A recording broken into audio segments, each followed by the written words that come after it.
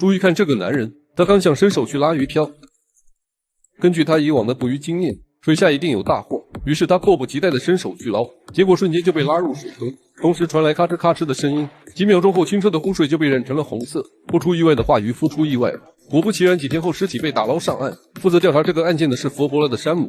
看着面目全非的尸体，山姆开始仔细地研究起来。一旁的警员提醒是不是和鳄鱼有关，但很快就被山姆否定，因为鳄鱼的牙齿太短，咬痕不可能出现贯穿，因此致死原因一定另有隐情。为了查明真相，山姆请来了著名的生物专家玛丽，二人一同前往案发地调查真相。路上，玛丽研究了死者照片，她认同山姆的说法，这不可能是鳄鱼所为。很快，他们的猜测就得到了印证，岸边出现一只鳄鱼，船身并没有将它吓跑。二人感觉有些蹊跷，于是凑近一看，这时才发现它只剩下了脑袋。究竟是什么怪物能将鳄鱼撕成两半？带着疑问，二人继续赶路。路上碰到了死者的邻居约翰，听到他们的来意后，约翰带着二人来到案发地，也就是渔夫生前的作业船。很快，二人来到驾驶室，仔细地检查每一个细节，但似乎没有一丝有用的线索。接着，二人准备下船舱去看看。刚打开船舱的门， What is that smell?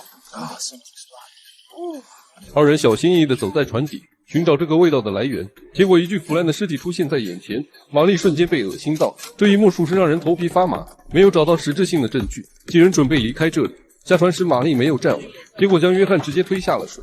约翰并没有怪他，笑着说自己没事。殊不知此时危险正在逼近，这个男人不小心掉进了水里，结果下一秒，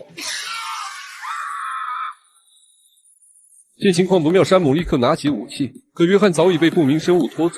这究竟是什么怪物？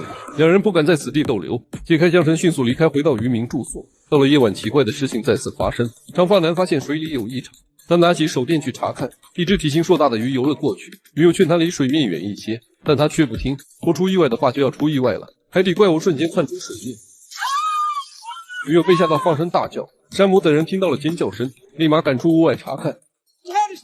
山姆劝女人不要靠近水面，可此时他已经被吓懵了，说着就要驾船离开这里。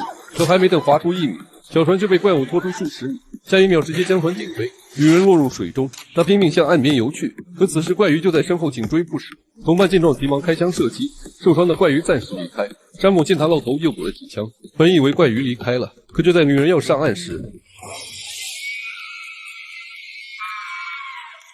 随着一声惨叫，女人成了怪鱼的晚餐。就在众人无计可施时，雷卡拿出一条海鱼，然后紧紧地勾在鱼钩上。原来他是要用其当作诱饵，将湖底的怪鱼引出。这招果然有用，几分钟后，怪鱼就被引上船，众人都被吓坏了。怪鱼一步一步逼近雷卡，就在即将要被他吞下去时，雷卡一枪打烂了怪鱼的脑袋，这才让他虎口逃生，捡回一条小命。看着怪鱼的尸体，大家都不能确定它是什么生物。雷卡可不管那么多，直接开膛破肚取出怪鱼的心脏，然后放在嘴里咀嚼起来。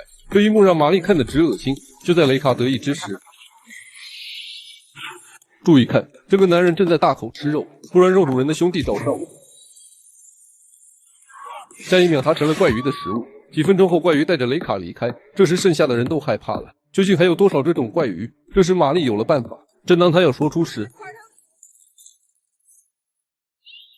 原来高温导致弹药发热，结果自动开枪击倒了玛丽，情况愈发糟糕，剩下的人也越来越少，而且怪鱼开始攻击船体，船舱开始漏水，他们的船很快就要沉了，等待他们的或许只有死亡。就在安静片刻后，突然远处传来了船声，还没等船只停稳，他们就遭到怪鱼的攻击，几人奋力向岸上游去。好在怪鱼只叼走了一个。上岸后，老大说出他们此行的目的，他们就是为怪鱼而来。这种鱼是基因突变而导致的，在这里是祸害，可它在岛国可是餐桌上的美味，所以他们要抓一条回去，然后提取基因进行人工养殖。就在这时，手下发现怪鱼出现，于是立马开枪射击。手下认为这下应该没问题了，正准备下水收网，怎料怪鱼突然出现，直接将他拖下水。老大连开数枪追到了水里，怪鱼径直向老大游来。这时多亏山姆出手才救了他，怪鱼渐渐地消失在水中。